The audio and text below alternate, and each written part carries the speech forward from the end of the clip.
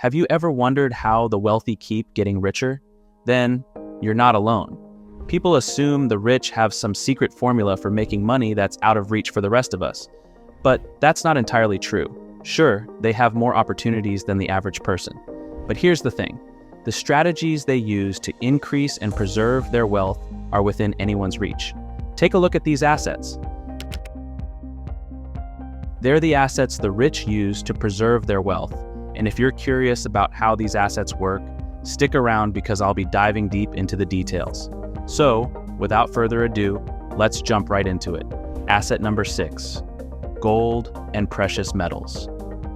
For centuries, gold has remained a prized asset among the wealthy. From the days of the ancient Egyptian pharaohs to today's elite, gold has always been a symbol of power and affluence. This sentiment still holds true today, as many of the world's wealthiest individuals, including John Paulson, Lord Jacob Rothschild, Ray Dalio, and Naguib Sawiris, frequently engage in gold trading and acknowledge its importance in their investment portfolios. One of the main reasons so many billionaires invest in gold is because it acts as a safe haven and a solid asset for retaining value. When the economy is unstable or the market is volatile, gold tends to maintain its value, or it even grows its value, serving as a protective barrier for investors.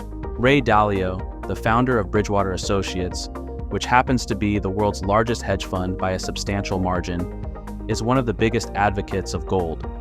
Similarly, Lord Jacob Rothschild, the influential member of the tremendously wealthy Rothschild banking family, also prefers gold over the US dollar. The Rothschild family has a long-standing tradition of holding gold, and they have been said to have supplied the Duke of Wellington with gold to defeat Napoleon over 2 centuries ago. In 2016, the Rothschilds significantly cut their substantial US dollar holdings and instead invested in gold and other currencies. Their deep appreciation for the precious metal is evident from their archive website, where they say the history of gold trading would be incomplete without the Rothschilds, and the history of the Rothschilds would be very different without gold. Investing in physical gold comes with numerous advantages.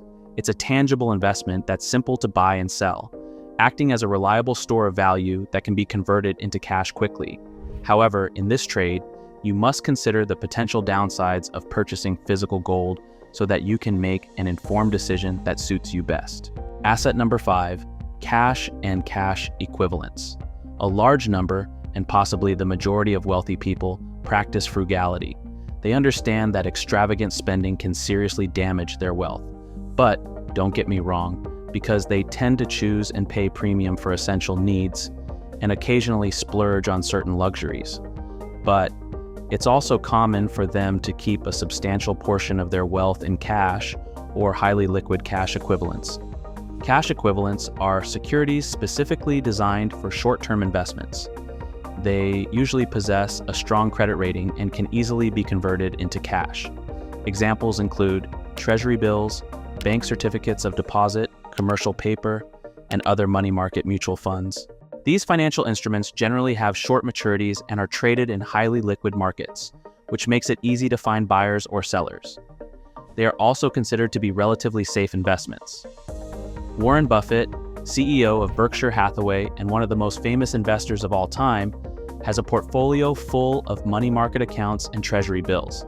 Treasury bills are short-term notes issued by the US government to raise funds, and they're often bought at a discounted price. When you sell them, the difference between the face value and the selling price is your profit. One main advantage of investing in treasury bills is the extremely low risk they carry.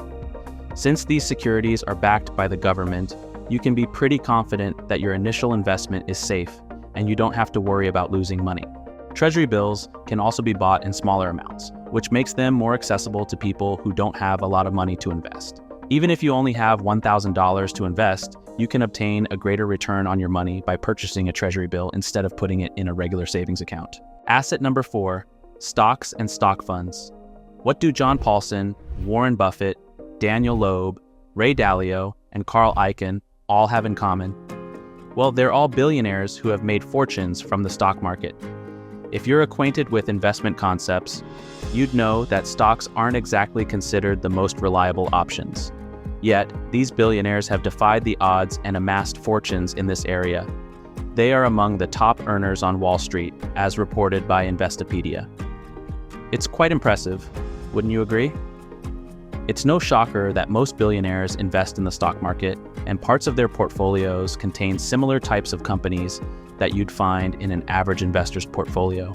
They hold positions in various sectors like energy, consumer staples, and technology, but the significant difference lies in the size of their investments. These billionaires understand the value of stable and reliable stocks that offer consistent growth and, in some instances, hefty dividends. Yet, as a billionaire, you'd have unique advantages when it comes to investing.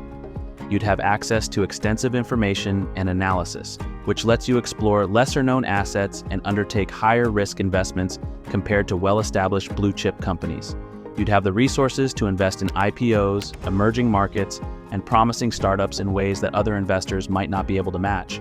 For example, consider Warren Buffett's Berkshire Hathaway, which holds a substantial position in BYD, China's leading electric vehicle company. Asset number 3, private equity and hedge funds.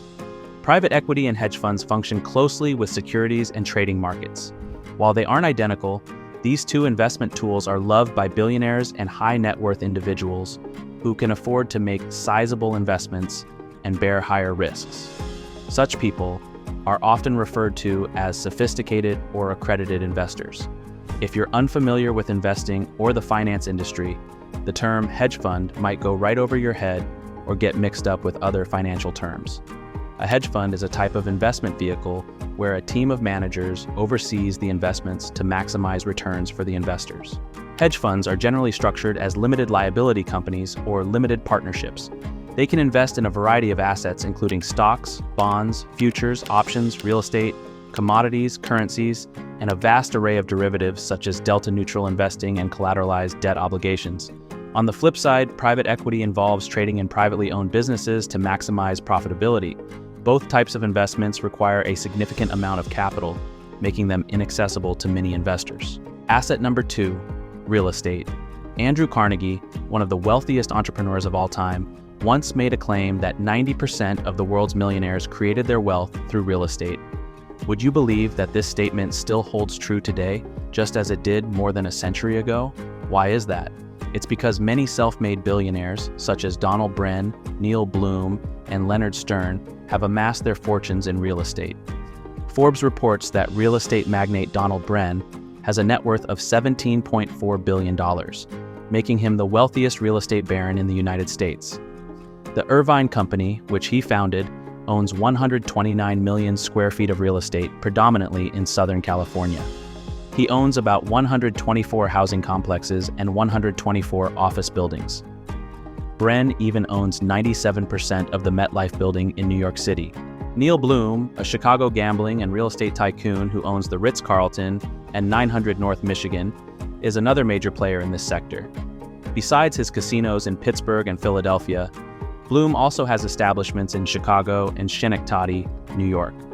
Even billionaires like Leonard Stern, who possess industrial real estate primarily in New Jersey, have reaped considerable profits from the growth of industrial assets. In 1959, Leonard Stern joined his father's business, which sold pet supplies.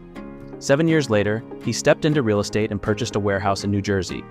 His company, Hartz Mountain, owns more than 260 pieces of real estate, primarily in New Jersey.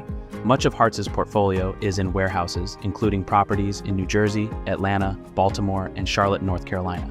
Lastly, asset number 1, fine art and valuable collectibles. Besides real estate, billionaires also invest in other financial assets, such as priceless paintings, sculptures, and other collectibles for monetary and personal gain. Though most of the elite are genuinely passionate about art collecting, others do it because art offers a unique investment opportunity. Investing in art is an appealing option for billionaires because of its potential for massive returns and the portfolio diversification it offers. Unlike the usual investments like stocks and bonds, art is a tangible asset that is not directly tied to financial markets, making it a lower risk investment.